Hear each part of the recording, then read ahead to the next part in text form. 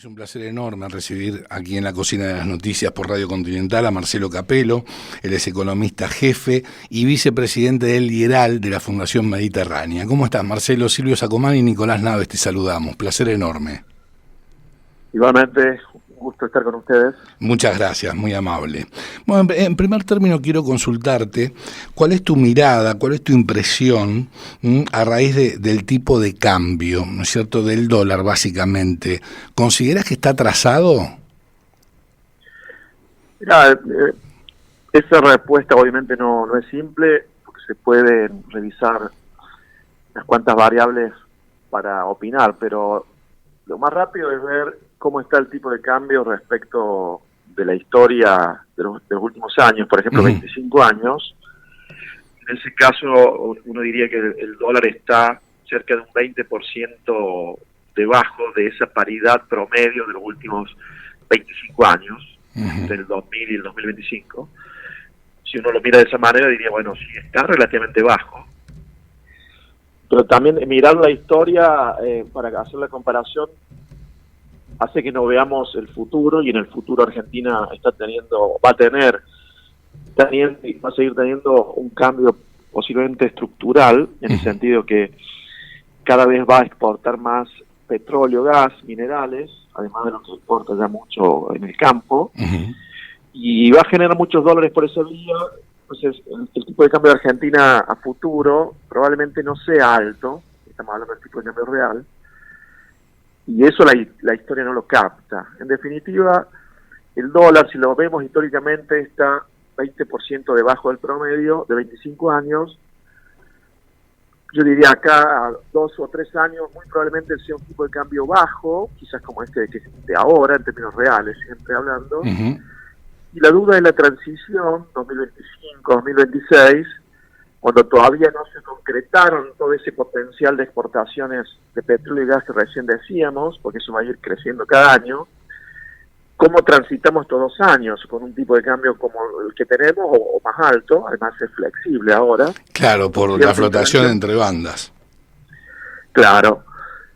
Y la clave de eso va a ser qué pase con el riesgo país. Si el riesgo país baja, más cerca de los 500 puntos, y Argentina, el gobierno nacional, las provincias, vuelven a emitir bonos en el mercado internacional, esa entrada de dólares, si va a servir para pagar la deuda que va venciendo, no necesariamente incrementaría la deuda, sino que se pagaría la deuda que vence en dólares con nueva deuda.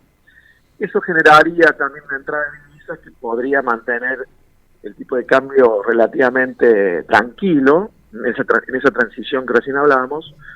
Pero si el riesgo país no baja, y por ende no hay financiamiento internacional el resto de este año, el año que viene, cuando hace falta, bueno, ahí al ser el tipo de cambio flexible puede tener más variaciones. Yo no creo que haya una maxi depreciación o una maxi devaluación, pero sí puede ser más volátil. O sea que el riesgo país ahí va a jugar mucho en este 2025-2026, ¿no? ¿Y a qué se debe que el riesgo país no disminuya? Porque se encuentra en torno a los 700 puntos, siendo que tenemos una macro ordenada. ¿Tiene que ver con una cuestión política, de riesgo político? Y ahí juegan variables económicas y políticas. Según económicas, podemos mencionar que en el primer trimestre hubo un déficit externo en la cuenta corriente de la balanza de pagos, más o menos alto. Yo creo que no es todavía ese tipo de déficit que en el pasado se va a decir, bueno, va a haber alguna devaluación para poder solucionar este problema, que es de nivel intermedio, pero eso trajo algunos movimientos, un poquito más de incertidumbre, el hecho que no se acumularon reservas y no se estaría cumpliendo ese aspecto del programa con el FMI. Eso es económico y afecta al riesgo país. Y la política también.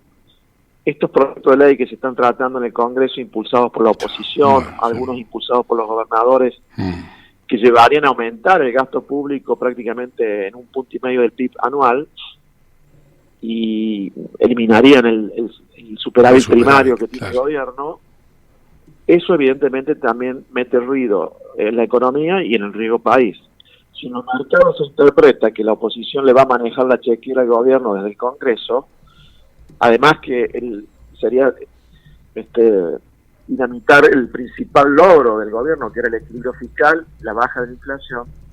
En los mercados, si eso ocurre, si la oposición va aprobando proyectos de ley que aumenten el gasto, se va a leer en los mercados de una manera muy negativa, ¿no? Entonces, esperemos que ahí haya, por el lado del gobierno, cintura política para negociar, y por el lado de la oposición, cordura, por el hecho de que están, en ese caso, jugando con fuego, ¿no? Sí, sí, seguro.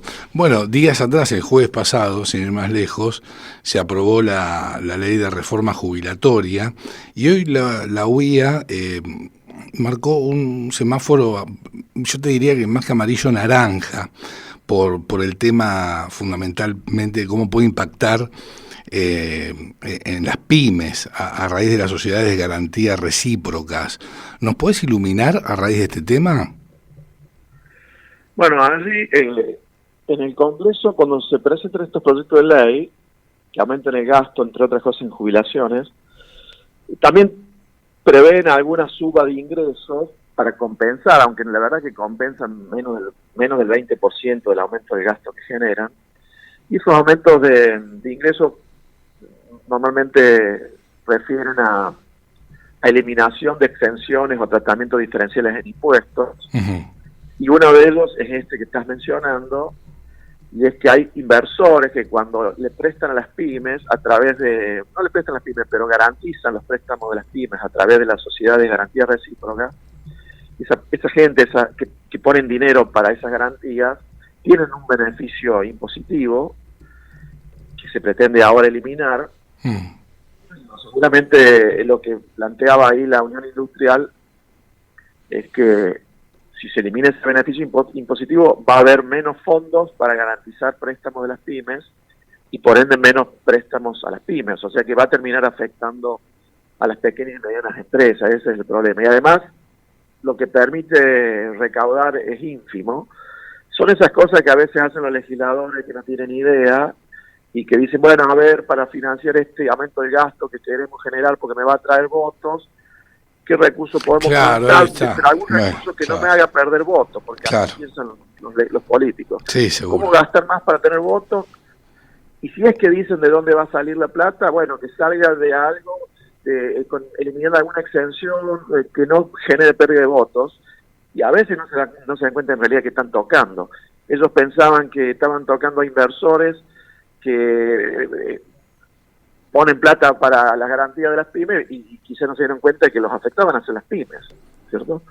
Entonces arma un lío bárbaro. Claro. Así funciona muchas veces la política. Lamentablemente, en sí. Esto de tratar de generar votos a través de leyes que suben el gasto, ¿no? Claro, vos sabés que me hace recordar la frase de Churchill, ¿no es cierto?, que sostenía él en la misma, que los políticos se convierten en estadistas cuando piensan en las próximas generaciones y no en las próximas elecciones.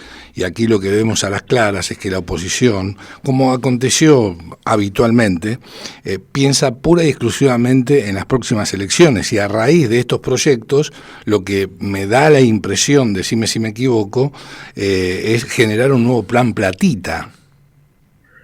Sí, además con billetera ajena. Con billetera ajena, obviamente, claro. Billetera propia. Claro, por supuesto. Con la billetera propia. Mira, obviamente las jubilaciones están muy bajas, pero ¿cuándo cayeron? Cayeron 35% el poder adquisitivo de las jubilaciones, 35% entre el 2018 y el 2023. O sea, 2 años de Cambiemos, 4 años de Alberto Fernández del kirchnerismo.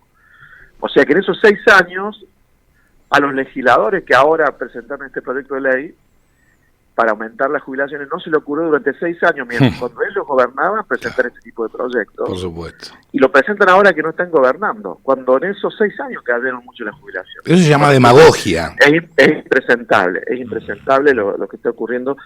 Y repito, no quiere decir que deberían mejorar las jubilaciones de alguna manera, pero lo que es impresentable es el uso político que hacen algunos legisladores o algunos políticos de estos temas. Claro, por supuesto, porque lo que está a las claras es que en ningún momento, ellos dicen, bueno, el dinero se puede extraer de tal lugar. Lo que pretenden, en definitiva, es aumentar impuestos. Sí, en realidad pretenden aumentar el gasto para bueno, adjudicarse el rédito político de que ellos lograron aumentar las jubilaciones. Repito, cuando lo podrían haber hecho en sus 6 años, 2 de Cambiemos y 4 seguro. del kirchnerismo, no lo hicieron, lo hacen ahora con plata. Pero porque saben que también de esa manera le complican mucho el plan al actual presidente, porque se meten con su principal herramienta o instrumento, que ha sido equilibrar las cuentas del Estado. Claro, Saben exacto. que el daño que van a hacer es mucho. Entonces, no es para nada inocente, no son para nada inocentes ese tipo de proyectos de ley. Seguro. Ahora hablamos... No son ingenuos. No, bajo ningún punto de vista, están las claras. Hay una animosidad total y absoluta. Ahora hablamos de la macro. ¿Cómo estás observando la micro, el escenario de la micro? Bueno, cuando decíamos recién que el dólar, si uno lo compara históricamente, está un poco bajo, aunque ha subido en las últimas semanas, de todas maneras está todavía 20% por debajo de ese promedio histórico.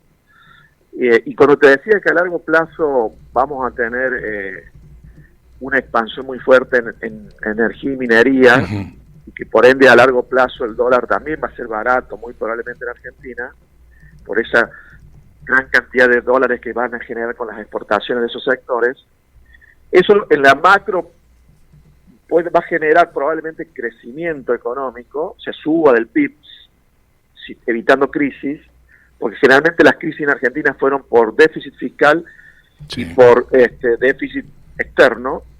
Y si tenemos de pronto sectores que generan muchos dólares, es difícil que pasemos por el déficit externo. Estoy pensando de acá a 2 o 3 años. Sí. Puede haber crecimiento económico, pero ese dólar relativamente barato perjudica especialmente a un sector o a parte de un sector, que es el sector industrial, el que tiene que competir con el mundo y que no es petróleo, gas, minería o el agro, porque el dólar bajo implica que el país se pone caro en dólares y eso le complica la vida a los que compiten con el mundo, sobre todo sectores industriales y especialmente a los que son más trabajo intensivos. Por ejemplo, hoy llegué de Neuquén, de Córdoba, exacto, y estuvimos allá en un evento donde además hablamos con mucha gente que está en las frutas, ¿cierto? Peras, manzanas. Ese, por ejemplo, es un sector, una economía regional, peras, manzanas, que tiene altos costos laborales, es trabajo intensivo, y cuando el dólar está bajo y por ende el salario local está alto en dólares, esos sectores empiezan a tener problemas de competitividad graves. Entonces, es un modelo en donde algunas economías regionales más trabajo intensivas y algunas ramas industriales más trabajo intensivas como textiles y otros, tienen problemas y van a tener problemas para competir. Y eso a veces implica pérdida de empleos, ¿cierto? Por eso es tan importante que se hagan muchas reformas, las que siempre vas a escuchar, que son tributarias, claro, laboral, exacto. Mejorar la infraestructura para que haya una mejor competitividad, también no solo para que toda la economía sea más competitiva, sino también para que estos sectores compensen en alguna medida la desventaja que van a tener por esa macro de dólar relativamente barato que podemos tener en el futuro, ¿no? Está claro. Marcelo, preguntarte sobre exportaciones y qué rol va a tener la Patagonia en el mediano plazo. Y bueno, fundamental, porque esa expansión de exportaciones que antes hablábamos, en medida de venir de la Patagonia, porque el petróleo y gas de la Patagonia. Entonces, suponte, si el año pasado la Patagonia generaba el 14% de las exportaciones en Argentina, 14%, y 73% de las de aquí pampeana, podría ocurrir en el 2030, nos falta mucho, 5 años. Para un país no es nada. Que la Patagonia pase a ser 43% y la pampeana 47%, es decir, prácticamente a la par. A la par, exacto. Por eso esto que estoy acelerando desde el comienzo de la charla, poniendo énfasis en ese cambio estructural que está teniendo la economía argentina y se va a acentuar con mayores exportaciones de energía y minería, que se suman a ese sector agroindustrial que tenemos tan productivo desde siempre. y la Patagonia va a representar un porcentaje mucho mayor de las exportaciones y por ende del PIB, ¿cierto? Claro. Y también atraer a gente, sobre todo en Neuquén, que ha atraído mucha gente y así seguirá ocurriendo. Inversiones también a raíz de RIGI. El RIGI y de esa propia expansión. Sí, estamos claros. Que el RIGI ayuda, pero si no estuviese ese potencial de Vaca Muerta, el RIGI tampoco haría maravilla, sino que primero tiene que estar el recurso y el RIGI ayuda. Y esas inversiones nos contaban allá en Neuquén, si bien en los últimos meses se aflojó un poco son las fracturas, sí, pero las empresas nos comentaban que en realidad es porque también a veces ocurre que hay menos fracturas, pero porque se invierte más en infraestructura, que también hace falta, porque esa expansión de petrolera y de gas requiere no solamente sacar el gas y el petróleo del subsuelo, con esas tecnologías nuevas que vinieron con lo no convencional, sino tener la infraestructura de gasoductos, oleoductos y todo lo demás para transportarlo hacia el resto del país o hacia el mundo, ¿cierto? Bueno, que en eso están precisamente. Por el ejemplo que se me viene en estos momentos a la mente es precisamente lo que acontece con el Vaca Muerta Oleoducto Sur. Claro, o el que duplicaron recientemente para exportar petróleo. También. Y lo que haga falta para llevar el gas hasta el puerto para después venderlo licuado en barcos. Y eso es todo lo que antes comentábamos, que va a generar un boom de exportaciones, especialmente 2027 en adelante. Eso ocurre todos los años, pero ahí va a aumentar mucho más. También hay quienes hablan de mayores exportaciones a Brasil por gasoductos, porque ya le estamos exportando de nuevo a Chile. Sí.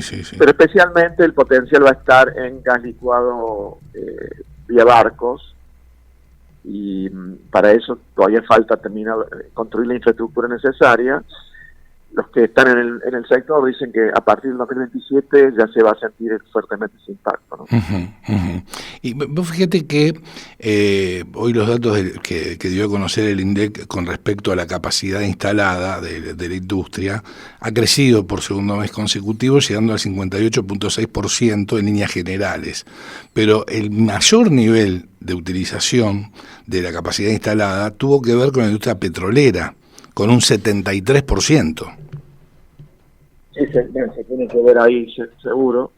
Pero, mira, ayer mostraba en la charla el empleo asalariado en blanco registrado, el último dato de este año versus marzo del 23, en Neuquén creció 8,5%, empleo asalariado registrado, 8,5%, y le sigue Mendoza con 1,2, o sea, muy por detrás, y Río Negro con 0,5. Y en todas las otras provincias bajó el empleo registrado en esos 2 años. Esto que digo que a futuro se va a acelerar ya viene ocurriendo hace varios años, y Neuquén en muchas variables, generalmente la que está mejor en empleo o en consumo. Normalmente uno encuentra a Neuquén que está a la cabeza de las estadísticas de muchas cosas, porque eso ya viene ocurriendo. Ahora, las otras industrias, como mencionábamos antes, textiles y otras, están con una baja utilización de la capacidad, por el problema que antes mencionábamos. Por eso es una recuperación muy heterogénea, y se ve en el consumo también, porque si bien el consumo en general ha tenido una mejora en los últimos meses, pero cuando uno lo abre en durables y no durables, en realidad la recuperación del consumo se está dando básicamente en bienes durables, como por ejemplo la venta de autos y motos. Sí, y a electrodomésticos le podemos sumar también, ¿no es cierto? Claro, sí, porque creció mucho el crédito. Entonces ahí las sumas son de 2 dígitos, autos, motos, pero cuando son bienes de consumo no durables, o sea, donde no afecta tanto el crédito, como alimentos, textiles, etcétera, ahí todavía se ven caídas. Por eso es heterogéneo. En alimentos, bebidas pesa mucho el salario, y el salario está prácticamente igual que antes del gobierno de Milei. Fíjate, ahí te voy a dar algunas cifras sobre ingresos importantes. El salario privado registrado en Argentina, el último dato, está prácticamente igual que el mes anterior a entrar Milei, es decir, el salario está igual. Primero cayó, después se recuperó y está igual. El salario privado registrado. O sea, del mes de noviembre, Marcelo. Claro, el último dato de este año contra noviembre del 2023 está igual. Primero cayó, después se recuperó. Pero si comparamos el salario actual contra marzo del 2018, o sea, antes de la crisis del gobierno de Macri, está 18% debajo. El salario, suponte la jubilación media, la jubilación media está ahora 7% mejor que el mes anterior a Milei, pero está, como dijimos hace un rato, 35% por debajo de inicio del 2018. Claro, sí. La mínima está 3% debajo ahora que en noviembre del 2023, porque no se ajusta el bono, y está 25% por debajo que en el 2018. O sea, Argentina entre el 2018 y el 2023, casi todos los años tuvo caída de salarios y de jubilaciones. En ese periodo, después con Milei, primero ajustó y cayeron, y después se recuperaron y prácticamente volvió a la situación inicial, pero todavía queda la pérdida ocurrida en los 6 años previos. Y eso va a ser muy lento para recuperarse. Bien. No es que se va a lograr recuperar el poder adquisitivo de jubilaciones y salarios rápidamente, no se está viendo y no creo que se vea, sino que eso va a ir lento. Pero por lo menos esperemos que vaya mejorando y no que tengamos otra crisis a la vuelta de la esquina. Marcelo, te agradecemos infinitamente tu tiempo, un diálogo extraordinario, realmente, y haberlo compartido con vos, un placer enorme. Bien, Silvio, que anden bien. Muchas gracias. Fuerte abrazo, al contrario. Marcelo Capello, economista jefe y vicepresidente del IERAL de la Fundación Mediterránea.